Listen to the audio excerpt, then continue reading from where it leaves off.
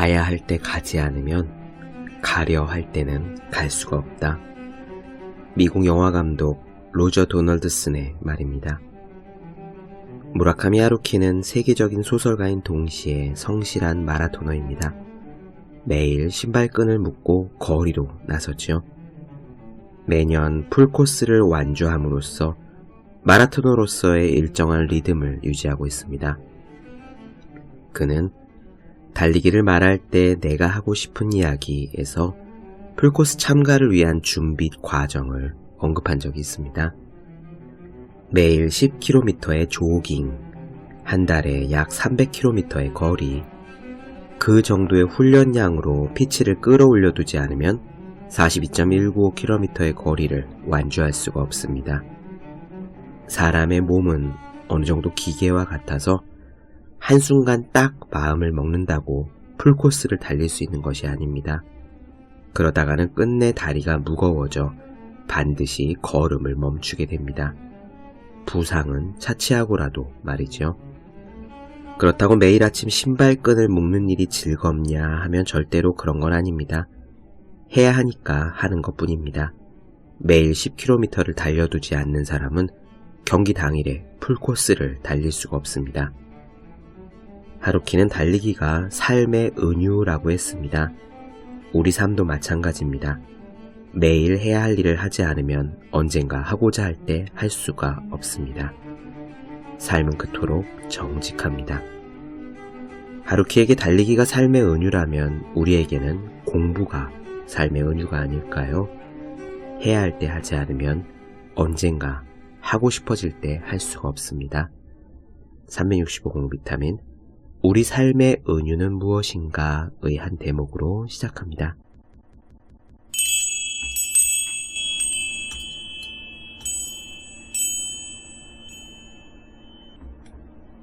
네, 안녕하세요. 본격 공부자극 팟캐스트 서울대는 어떻게 공부하는가 한지우입니다. 지금 제 손에는 아주 작고 얇은 책이 들려 있습니다. 책의 전체 페이지는 60쪽 남짓 되고요. 크기는 손바닥보다 조금 큰 정도입니다. 표지는 파란색인데 마치 재생종이로 된 것처럼 거친 질감이라서 이렇게 얇고 작은 책자가 얼핏 보기에는 책이 아니라 그냥 사은품으로 나누어주는 메모지처럼 보이기도 하는데요. 맨 뒷표지에 가격표도 적혀 있고 앞에 저자와 옮긴 이의 이름도 적혀 있습니다. 이 얇은 책은요, 어떤 사람이 뉴욕타임즈에 기고했던 에세이 4편을 모은 글입니다. 그러니까 아주 얇지요. 이 책 저자의 이름은 올리버 섹스, 세계적인 베스트셀러 아내를 모자로 착각한 남자의 저자입니다. 아내를 모자로 착각한 남자라는 책 제목은 아마 많이들 들어보셨을 거예요. 올리버 섹스는 유명한 신경의학자입니다. 여러 세계적인 베스트셀러 책을 냈고요. 그래서 그의 별명이 의학계의 계관 시인이라고 합니다. 그가 낸 책들이 많은 사람들에게 사랑을 받았던 이유는 물론 그의 따뜻하고 탁월한 글솜씨 또는 보통 사람들이 접하기에 흔치 않은 정신의학에 대한 아주 흥미로운 사례들이 들어있기 때문이기도 하지만 무엇보다도 저자인 올리버 섹스가 그 환자들에 대해서 가진 따뜻한 시선 때문이 아니었던가 합니다. 그는 여러 가지 정신질환을 갖고 있는 사람들에 대해서 편견을 깨도록 그렇게 노력을 했지요. 그 당시 보통 사람들은 정신질환이 있는 사람이다 하면은 심지어 가까이 다가가서는 안 되는 위험한 인물이라고 생각했을 정도입니다. 하지만 올리버 섹스는요, 그의 책에서 정신질환을 앓고 있는 사람들을 단순히 이상한 사람이라고 표현하지 않았어요. 그의 기록에 의하면 환자들은 모두 자기가 갖고 있는 떨쳐내기 힘든 질병과 맞서 싸우면서 한편으로 자신의 재능을 발휘하는 아주 특별한 재능이 있는 사람으로 묘사했습니다. 그래서 그는 알츠하이머라든가 틱 장애라든가 발달 장애라든가 하는 질환에 대해서 일반인들의 무지와 편견을 깬 업적으로 널리 인정받았다고 하죠. 어쩌면 이런 일이 가능했던 것은 그의 삶 역시 평탄하거나 순탄한 것과는 조금 거리가 있었기 때문인지도 모르겠습니다. 그 역시 신경정신질환을 앓았던 경험이 있었고요. 불의의 사고를 당해서 다리의 감각을 잃기도 했고, 또 동성애자로서 성적 소수자였다고 말년에 고백하기도 했습니다. 그럼에도 불구하고 그는 평생을 열정적으로 사람들을 치료하고 운동하고 모터사이클을 타고 다니면서 아주 활기 넘치게 살았는데요. 그 중에서 올리버 섹스가 자신의 재능을 집중적으로 발휘한 분야는 바로 지필 활동이었어요. 신경정신 분야에서 만나는 환자들의 따뜻한 이야기를 담아서 아내를 모자로 착각한 남자를 비롯해서 깨어남 편두통 같은 10여 권의 책을 썼고 모두가 다 호평을 받았습니다. 하지만 결국 신체의 쇠락은 올리버 섹스를 막을 수는 없었어요. 그 역시 안구 흑색종이라는 병으로 고통을 받다가 자신이 암이 간으로 전이되면서 건강이 점점 악화됐습니다. 그리고 향년 82세의 나이에 세상을 떠났죠. 이 올리버 섹스가 자신의 자서전 초고를 탈고한 직후에 그때 그는 자신이 치료할 수 없는 병에 걸렸음을, 암이 간으로 전이되었음을 알았다고 합니다. 그리고 채 6개월도 살기 힘들 거라는 의사의 선고에도 굴하지 않고 자신의 남은 재능을 모두 글쓰기에 쏟아부었어요. 그렇게 탄생한 것이 이 뉴욕타임즈에 기고했던 4편의 에세이입니다. 이렇게 특별하고 얇은 에세이, 올리버 섹스가 세상을 떠나기 전에 지은 책, 이 마지막 책의 이름은요, 그래티튜드, 고맙습니다 입니다. 책의 가장 첫 페이지에 나는 지금 죽음과 마주하고 있습니다. 하지만 나의 삶은 아직 끝나지 않았습니다. 라고 적어놓을 정도로 정말 이 세상에 대한 마지막 작별 인사나 다름없는 이 책의 제목을 그는 끝까지 고맙습니다 라고 지었네요. 오늘은 이 얇은 에세이에 나오는 글을 여러분들께 나누어 드리고자 합니다. 평생을 한 분야에 헌신한 사람, 그리고 세상 사람들의 고통에 대해서 따뜻한 시선을 잃지 않은 사람, 그리고 그가 자신의 삶이 정말 얼마 남지 않음을 깨달았을 때 남아있는 에너지를 모두 모아 남긴 그런 글들, 제가 다른 부연 설명 안 하고요, 그냥 조용히 차례차례 읽어드리겠습니다. 이 이야기를 들으면서 우리들 대부분은 아직 건강하다는 것, 그리고 살아갈 날이 많이 남았다는 것, 그리고 내게 남은 시간을, 이 삶을 어디에 헌신하며 살아갈 것인지에 대한 생각을 하면서 올리버 섹스가 남긴 마지막 글들을 들어주셨으면 좋겠습니다. 바로 시작할게요.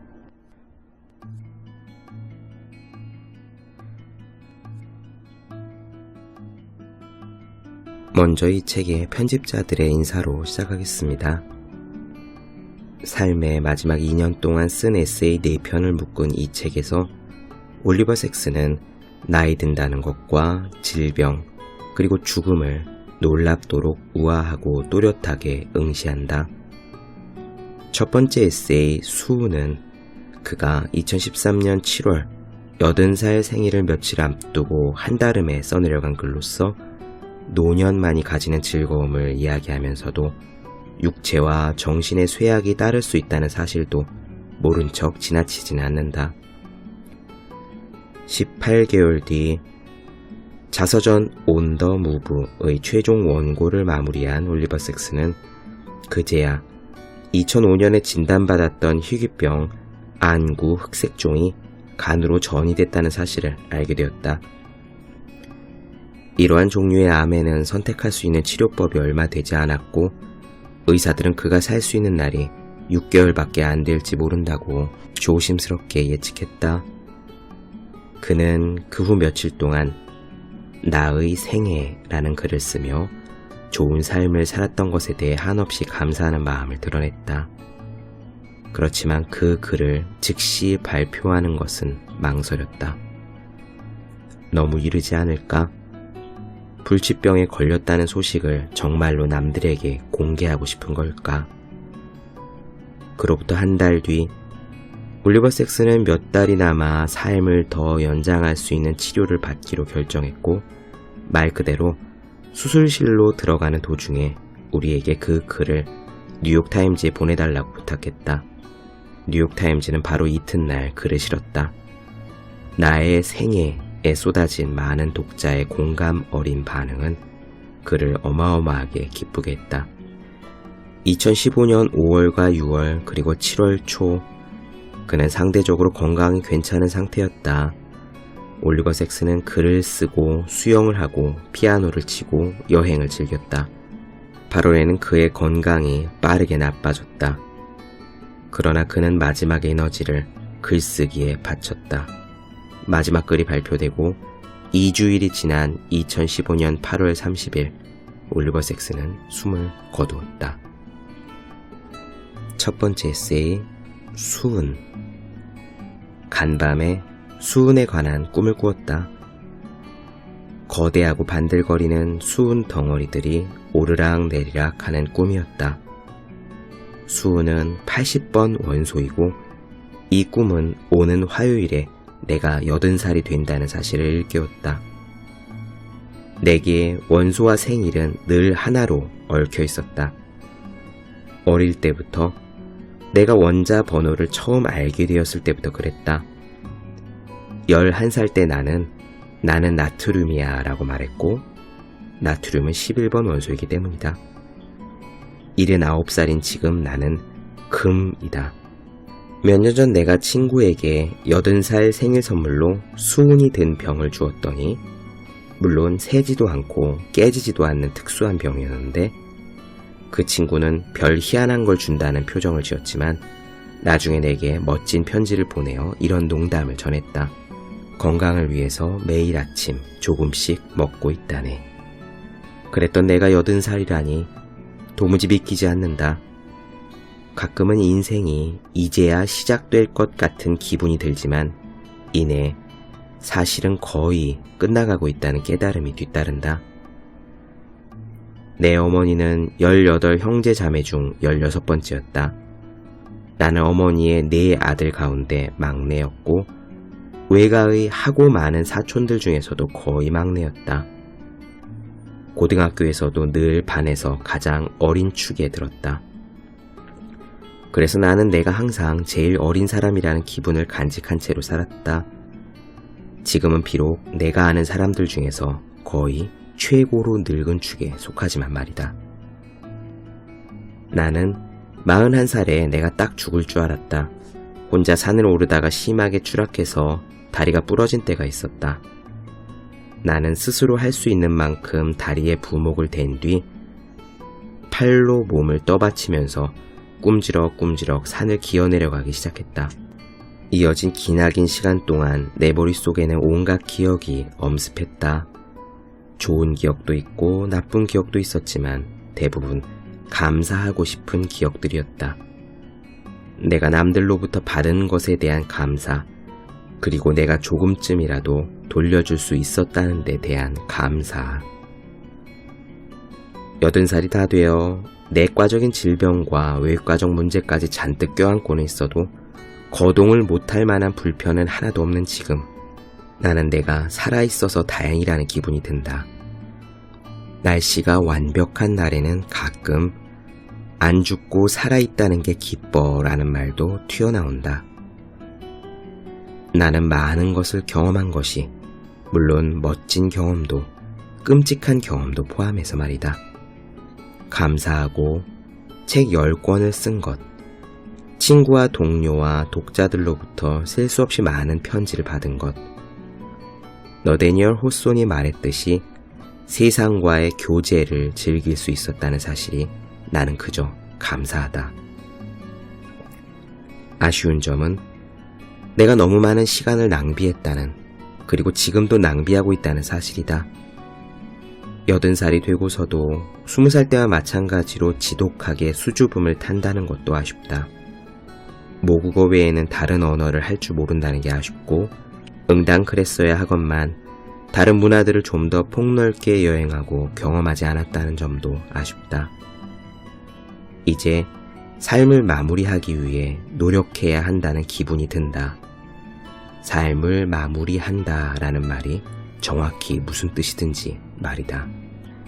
내가 진료했던 환자들 가운데 90살이나 100살이 넘은 몇몇 노인들은 나는 충만한 삶을 살았으니 이제 갈 준비가 되었습니다 라는 식으로 고별을 전하기도 했다.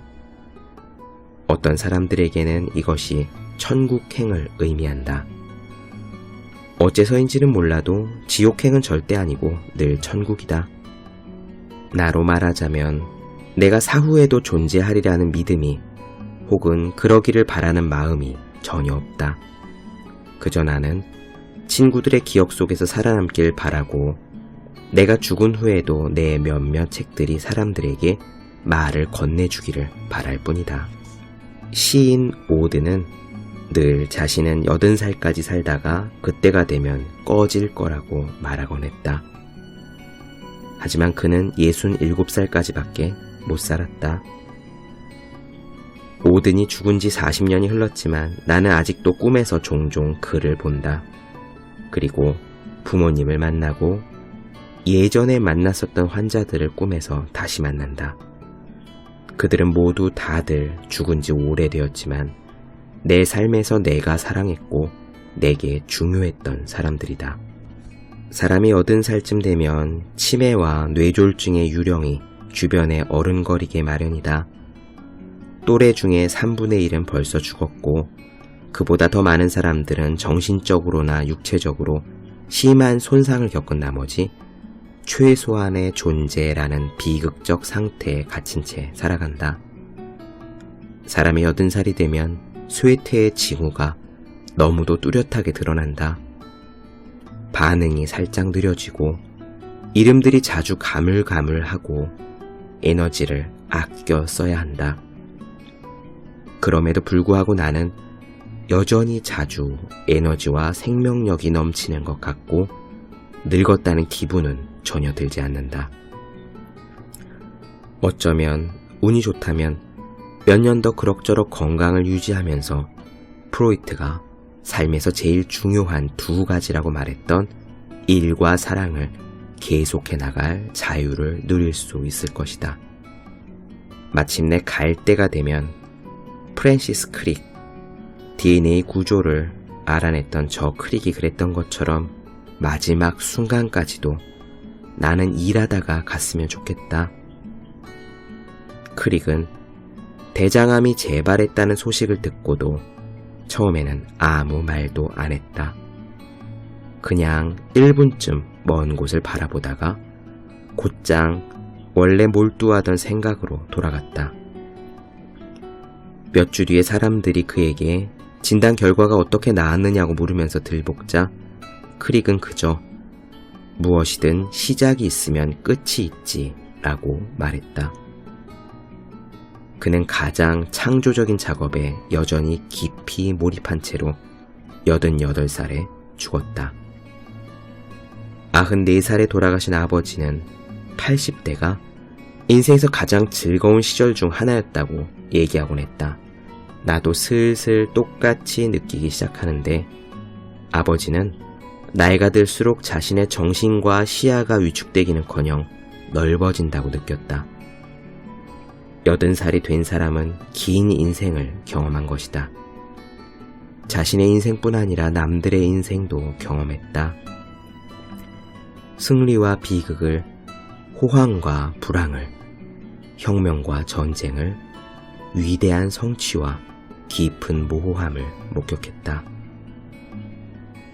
거창한 이론이 생겨났다가 완강하게 버티는 사실들에 못 이겨 거꾸러지는 모습을 보았다. 이제 덧없는 것을 좀 더 깊이 의식하게 되며 아마도 아름다움까지 보다 깊이 의식하게 된다.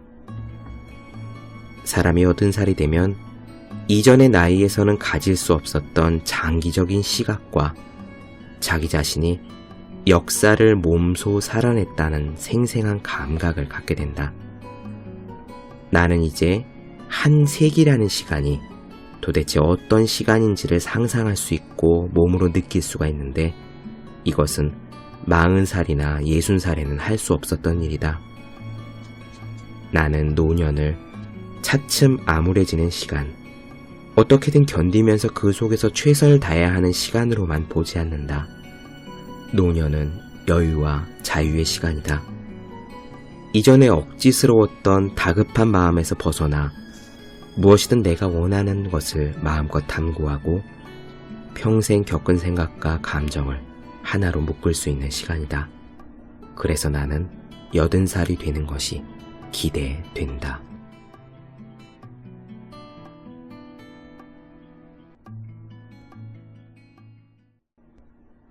나의 생애. 한 달 전 나는 건강이 괜찮다고, 심지어 아주 튼튼하다고 느꼈다. 81살인 나는 요즘도 매일 1마일씩 수영을 한다. 하지만 나도 운이 다했다. 몇 주 전에 간에 다발성 전이암이 생긴 걸 알게 됐기 때문이다. 9년 전 나는 안구 흑색종이라는 드문 종류의 종양이 발생했다는 진단을 받았더랬다. 종양을 제거하고자 받은 방사선 치료와 레이저 치료 때문에 결국 나는 그 눈의 시력을 잃었다. 안구 흑색종이 전이를 일으킬 확률은 전체 사례의 50%쯤 된다. 그러나 내 경우에는 상황을 보건대 가능성이 훨씬 낮다고 했다. 하지만 결국 나는 운이 없는 쪽이었다. 처음 진단을 받았던 때로부터 9년이나 더 건강하고 생산적인 시간을 누릴 수 있었던 것에 감사하지만 나는 이제 죽음에 직면해 있다. 암은 간의 3분의 1을 점령했다. 이런 종류의 암은 진행 속도를 늦출 수 있을지는 몰라도 아예 진행을 멎게 할 수는 없다. 남은 몇 달을 어떻게 살 것인가 하는 문제는 내 선택에 달렸다. 나는 가급적 가장 풍요롭고 깊이 있고 생산적인 방식으로 살아야 한다.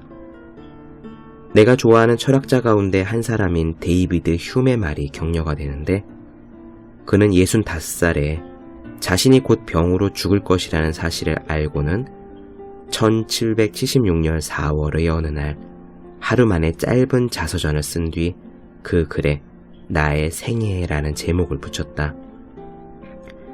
데이비드 휴먼은 이렇게 썼다. 이제 나는 빠르게 사멸할 것이다. 그동안 질병으로 인한 통증은 거의 느끼지 못했다.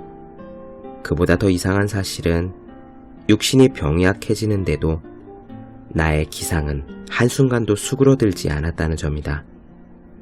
나는 공부할 때 전과 다름없이 열성적이고 사람들을 만날 때 전과 다름없이 유쾌하다. 운이 좋게도 나는 80을 넘길 때까지 살았다. 휴메에게 주어졌던 65년을 넘어서 내게 추가로 주었던 15년은 일에서도 사랑에서도 풍요로운 시간이었다. 나는 그동안 책을 5권 냈고 올봄에 출간될 자서전도 썼다. 물론 몇 페이지 안 되는 휴메 것보다는 조금 길다. 마무리가 거의 되어가는 다른 책도 몇 권 더 있다. 휴먼은 이어서 말했다. 나는 성격이 온건하고 성질을 잘 다스리는 편이며 개방적이고 사교적이고 쾌활하며 유머가 있고 애착을 느낄 줄 알지만 앙심은 거의 품지 않고 어떤 열정에 대해서든 대단히 절제하는 사람이다. 이 대목에서 나는 사실 흉과 조금 다르다. 나도 사랑과 우정의 관계를 즐겼으며 진짜 앙심이라고 할 만한 것은 품지 않았지만 차마 내 입으로 내가 성격이 온건하다고는 말할 수 없다. 오히려 나는 격정적인 사람이다.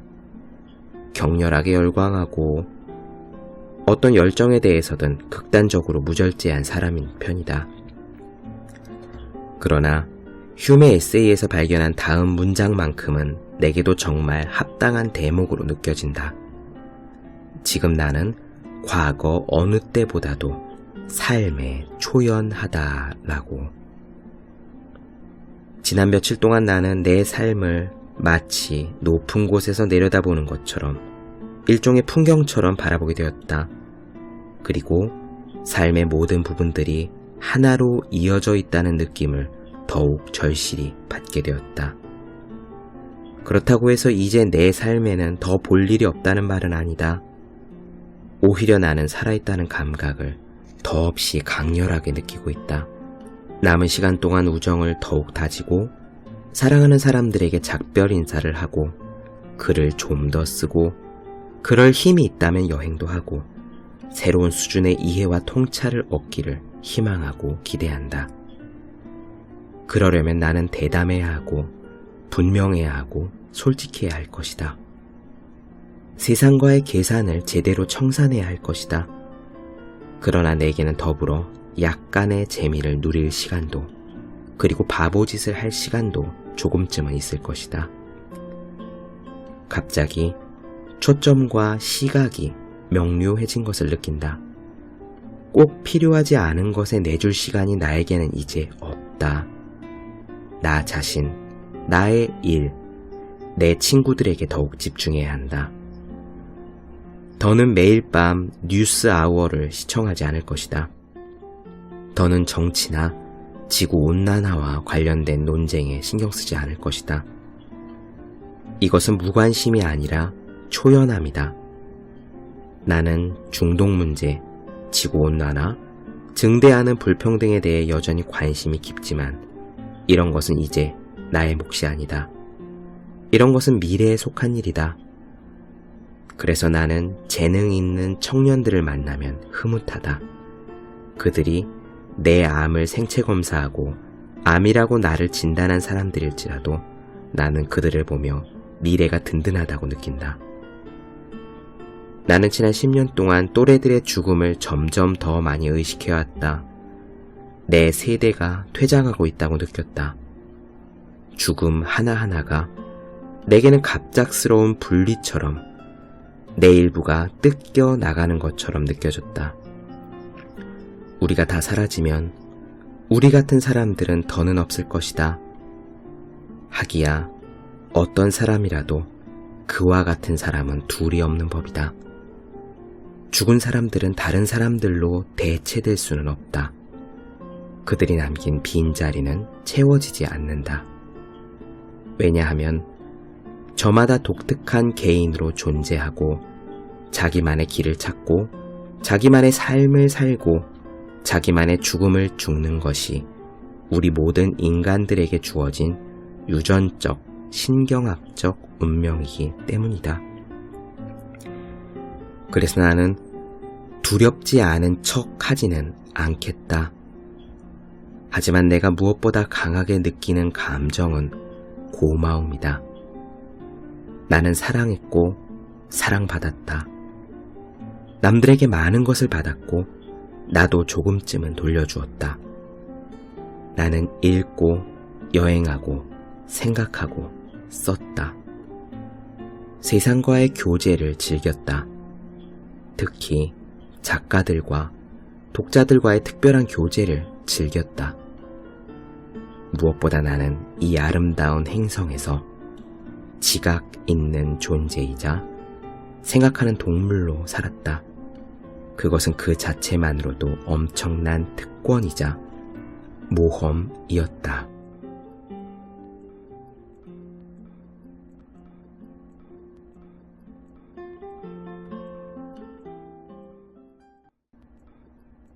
네, 본격 공부작업 팟캐스트 서울대는 어떻게 공부하는가?